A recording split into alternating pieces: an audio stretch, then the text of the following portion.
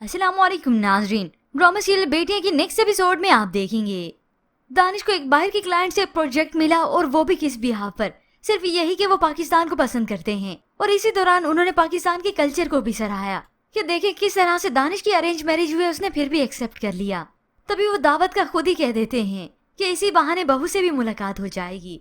बस यही बातें तो दानिश के लिए बहुत भारी साबित होती हैं। वालिद ने तो आते ही कह दिया कि तुम्हारी मर्जी है, तुम ले आओ, अब तो तुम्हें लेकर आना ही पड़ेगा।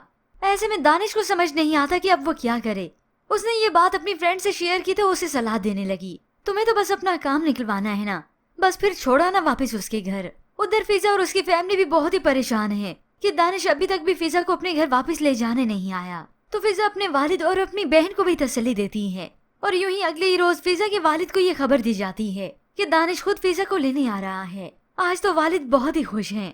अपनी बेटी को भी खुशी खुशी कहने लगे, दानिश तुम्हें खुद चलकर लेने आ रहा है। इस बात से तो यही पता चलता है कि उसे अपनी गलती का एहसास हो गया है। मगर ये फुप्पो भी बड़ी चीज है। दानिश की ज़हनियत को ही समझ गई। अम्मा, ये जो पैसे वाले लोग होते हैं ना, बड़े ही मतलबी होते हैं, किसी को बिना मतलब के मुंह नहीं लगाते। यूं ही फिर फिजा आखिरकार यहाँ से खुशी खुशी रुखसत हो जाती है, यानी दानिश उसे यहाँ से ले जाने आता है। वालिद के साथ साथ बहनें भी बहुत ही खुश हैं। अब यहाँ से दानिश फिजा को ले तो गया, मगर जाते ही वो फिजा को गाड़ी में बैठकर दो टोक कह देता है कि मेरे वालिद मुझे जितना ही इंसिस्ट करें, मैं तो तुम्हारे साथ जिंदगी गुजारने का सोच भी नहीं सकता।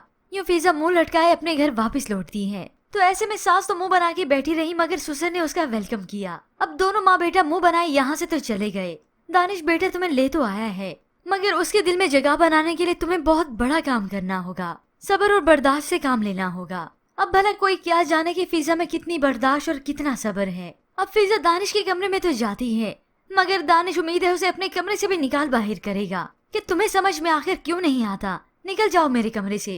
तभी उसे गेस्ट रूम में ही सोना पड़ता है, बल्कि वो वहीं तो रहती है और चुपचाप करके सब्र करके सब कुछ बर्दाश्त करती है।